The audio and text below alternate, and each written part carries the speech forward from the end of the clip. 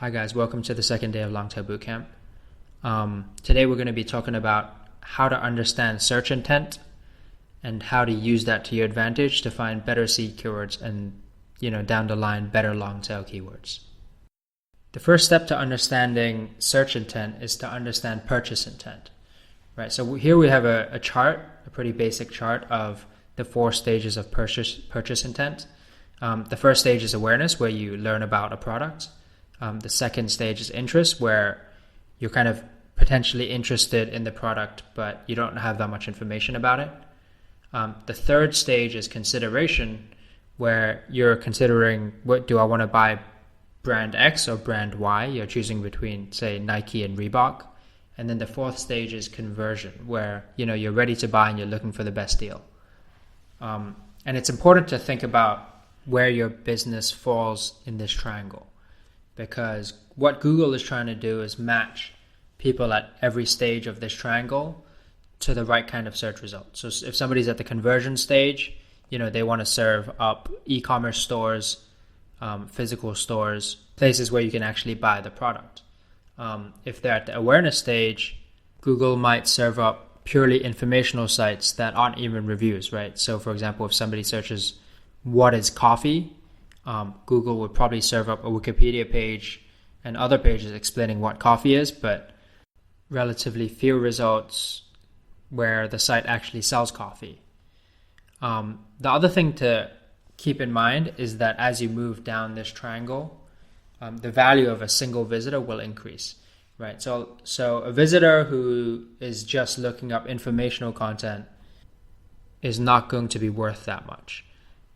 Whereas a visitor who's ready to buy could be worth a lot to the right business or right website. Most people who are listening to this are probably going to be trying to build niche sites or authority sites. And those generally fall either at the consideration stage or at the interest stage. And that's generally because the awareness stage is not somewhere you want to be, because each visitor is not worth a lot to you, but you also don't want to be at the conversion stage, because that means you're competing with, sites that sell stuff like Walmart, like Amazon, and presumably your site is not going to be selling stuff. So it's going to be hard to compete, because Google won't want to serve your site up alongside those sites that actually sell stuff. So here's an example. If we think about the keyword buy running shoes, not only is it competitive, it's likely to have an e-commerce lean, because it's got very clear search intent. Somebody's looking to buy something, so Google is going to serve up a bunch of shopping sites. And you can see here there's Amazon, Running Warehouse, Under Armour. It's exactly what you would expect if you're searching buy running shoes, right? A bunch of websites where you can actually buy running shoes. Now, it's highly unlikely that if you build an authority site, if you built the best authority site on the planet about shoes, that you would be able to get your site into that search result page, and no matter how good your site is, because it doesn't match the user's search intent. On the other hand, you wouldn't really want to build a site where the search intent is around the awareness stage, because those keywords probably won't make you a lot of money, even if they're easy to rank for. And they're not always easy to rank for, but in the cases where they are, they're still not going to make you a lot of money. So a keyword in that category might be something like how to make the best coffee. Somebody searching that might eventually down the line buy something coffee related, like a coffee machine or a French press or something along those lines. But for that particular search, they're not looking to buy anything.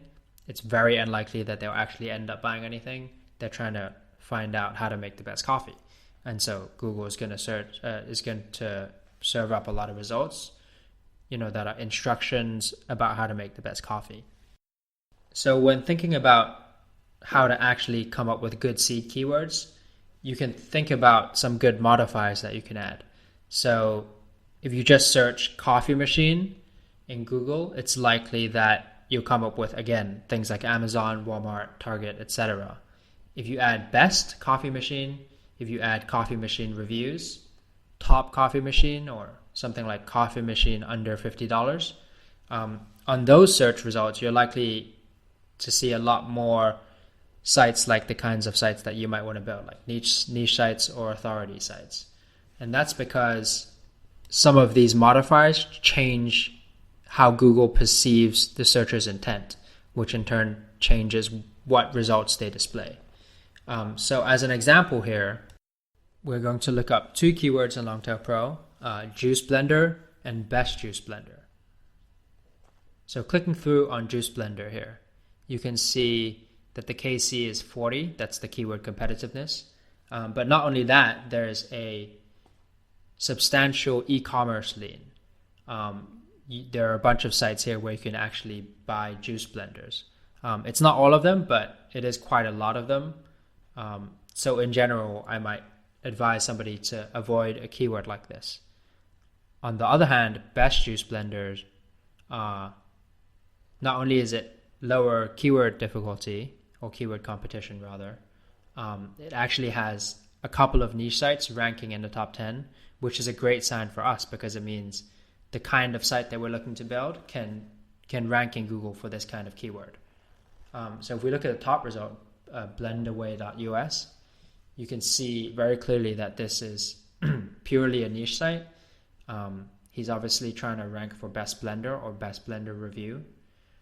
And this site actually relies on Walmart to generate income, I believe.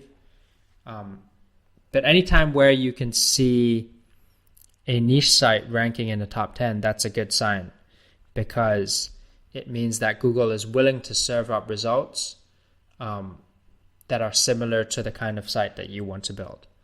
Now, obviously, if you're running an e-commerce store, that's going to be a different story. Then you can actually try to rank for keywords with the word buy in them. But for most of you, I expect that you're looking more at niche or authority sites. And for these kinds of sites, it's really important that you take into account search intent. Because, like I said before, even with the best authority site in the world, it's unlikely you'll rank highly for a keyword that has buy in it if you're not selling anything. And while keyword competitiveness is a great metric, it's not the only thing you should rely on when looking for keywords. And this is especially true when you're trying to come up with keyword ideas. That's pretty much it for the second day of Longtail Bootcamp. Hopefully now you have a better understanding of search intent and how you might want to think about coming up with good seed keywords. And maybe you'll stick around and watch the next video tomorrow. Thanks.